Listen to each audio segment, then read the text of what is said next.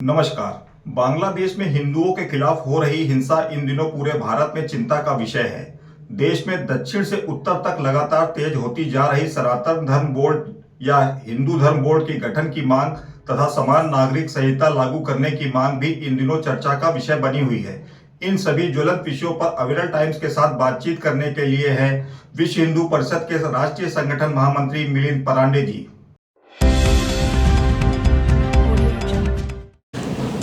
नमस्कार। आज हमारे साथ बात करने के लिए हैं विश्व हिंदू परिषद के संगठन मंत्री मिलिंद जी। उनसे जानते हैं सर, बांग्लादेश में सर हिंदुओं पर काफ़ी अत्याचार हो रहा है जिससे कि पूरे देश में आक्रोश है, उस पर आपका क्या कहना है? देखिए, जहाँ जहाँ पर हिंदू समाज की आबादी कम हुई है जी वहाँ पर हिंदू के लिए संकट खड़ा हुआ है जी। और दुर्भाग्य से बांग्लादेश एक इस्लामिक देश है और वहाँ पर जिस तरह की परिस्थितियाँ बनी है, वहाँ के जो सारे आतंकवादी तत्व है, ये सत्तांतर के समय उनको भी जेल से रिहा किया गया और इस कारण से और जिस तरह की कट्टरवाद वहाँ पर फैला है, रेडिकलाइजेशन इस्लामिक पॉपुलेशन का वहाँ का हुआ है, उस कारण से हिंदू समाज के ऊपर बहुत बड़ा संकट आया है। वहाँ हिंदू संगठित न होने के कारण से भी हिंदू समाज की बहुत बड़ा कष्ट उसको भुगतना पड़ रहा है। अभी तो इसके बारे में आक्रोश सर्वत्र है, भारत में उसके बारे में प्रदर्शन भी हो रहे, सब लोग अपना आक्रोश प्रकट कर रहे हैं और अभी इंटरनेशनली क्या दबाव लाया जा सकता है बांग्लादेश सरकार के ऊपर, इसलिए सभी लोग प्रयास कर रहे हैं। भारत सरकार भी प्रयास कर रहा है, अनेक हिंदू संगठन भी प्रयास कर रहे हैं, अलग अलग देशों में जो हिंदू है वो भी प्रयास कर रहे हैं कि जो इंटरनेशनल कोर्ट है, यूनाइटेड नेशंस है, अमेरिका है, कि जो लोग सतत किसी भी समुदाय के ऊपर होने वाले आक्रमण के लिए खड़े रहते हैं, तो भाई हिंदू को भी ह्यूमन राइट्स है, ये सबको ध्यान में लेने की आज आवश्यकता है। केवल अन्य लोगों के ऊपर अत्याचार होते तो ह्यूमन राइट्स की बात होती है, मगर हिंदुओं के ऊपर अत्याचार के लिए किसी ने खड़ा रहने की भी आवश्यकता है। तो ये सारे दृष्टि से हो रहा है, मगर आज चिंता का विषय यह भी है कि वहाँ पे हजारों वेपन्स, यह पुलिस स्टेशन जहाँ लूटे गए वहाँ से लूटे गए हैं और हजारों उग्रवादी या गुनहगार यह जेल तोड़कर रिहा किए गए हैं। तो यह जो परिस्थिति बनी है, मुझे लगता है केवल पूर्ण यानी दक्षिण एशिया के क्षेत्र के लिए इस तरह के तत्व ऐसे मुक्त वातावरण में रहना ये बहुत खतरा है।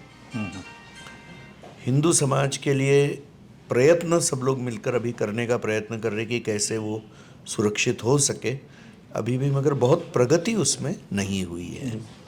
सर, ये उत्तर से दक्षिण तक पूरे देश में सनातन बोर्ड गठन की मांग उठ रही है, उस पर आपका क्या विचार है? देखिए, सनातन बोर्ड क्या है, कैसा है, इसकी स्पष्टता अभी तक किसी के बातचीत में नहीं आई है। तो ये विषय को ठीक से समझना पड़ेगा कोई प्रतिक्रिया देने के पहले कि सनातन बोर्ड के माध्यम से क्या करना चाह रहे हैं। जैसे अभी मंदिरों का विषय हम सोचेंगे तो मंदिरों के बारे में जो विश्व हिंदू परिषद सोचती है कि हर मंदिर तो ऑटोनॉमस होना चाहिए, सेंट्रलाइज व्यवस्था ये हिंदू पद्धति नहीं है। तो अमुक एक व्यवस्था देने के लिए राज्य स्तर पे कुछ व्यवस्था निर्माण करनी पड़ेगी, मगर वही व्यवस्था सारे मंदिर संभालेगी, यह तो सोच ठीक नहीं है। अभी विश्व हिंदू परिषद ने भी इसके लिए एक थिंक टैंक बनाया है जिसमें अनेक सुप्रीम कोर्ट के लॉयर्स हैं, अनेक हाई कोर्ट्स के रिटायर्ड चीफ जस्टिसेस हैं, अनेक साधु हैं और विश्व हिंदू परिषद के कार्यकर्ता है। तो एक मॉडल यह बनाया गया है कि यदि ये जो हजारों मंदिर जो सरकारी नियंत्रण में हैं वो यदि स्वीकारना है तो हिंदू समाज किस स्वरूप में उसको स्वीकारेगा, उसके ट्रस्टों की नियुक्ति कैसे होगी, उसके प्रॉपर्टीज़ की मैनेजमेंट कैसे होगी, और महत्व का यह है कि समाज के सभी वर्गों का सहभाग मंदिरों के मैनेजमेंट में होना चाहिए। तो बहुत सारे विषय डिस्प्यूट्स होंगे, डिस्प्यूट रिजोल्यूशन की सिस्टम क्या रहेगी, तो बहुत सारे इतने आसान प्रश्न नहीं है।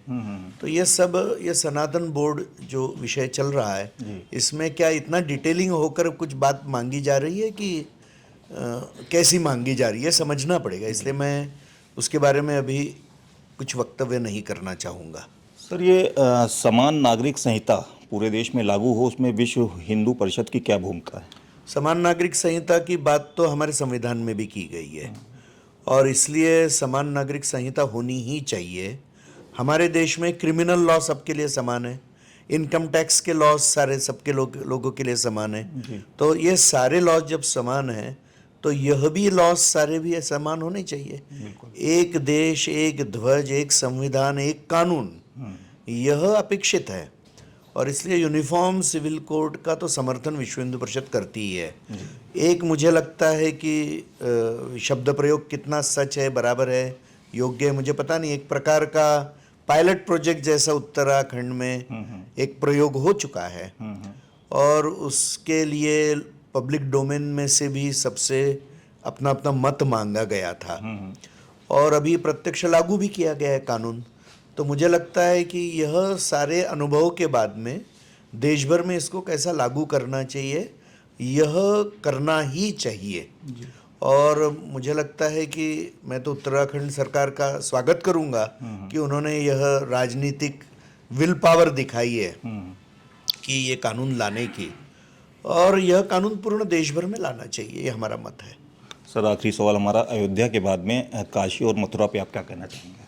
हिंदू समाज के एजेंडे के ऊपर काशी और मथुरा है, अयोध्या भी था। तो हिंदू समाज ने अपने एजेंडे का एक बिंदु पूर्ण किया है और मुझे लगता है कि हिंदू समाज का संकल्प है कि काशी और मथुरा भी प्राप्त करना है। तो हिंदू समाज का संकल्प, मुझे विश्वास है कि आपके मेरे जीवन काल में ही पूर्ण होगा और संभवतः उसके लिए आंदोलन की आवश्यकता नहीं पड़ेगी, ऐसा चित्र दिख रहा है। मगर यह निश्चित रूप से हिंदू समाज अपना संकल्प पूर्ण करेगा। चलिए, बहुत बहुत धन्यवाद। तो ये थे हमारे साथ में विश्व हिंदू परिषद के संगठन मंत्री मिलिंद जी, जो हिंदुत्व से जुड़े मुद्दे के बारे में हमें अहम जानकारी दे रहे थे।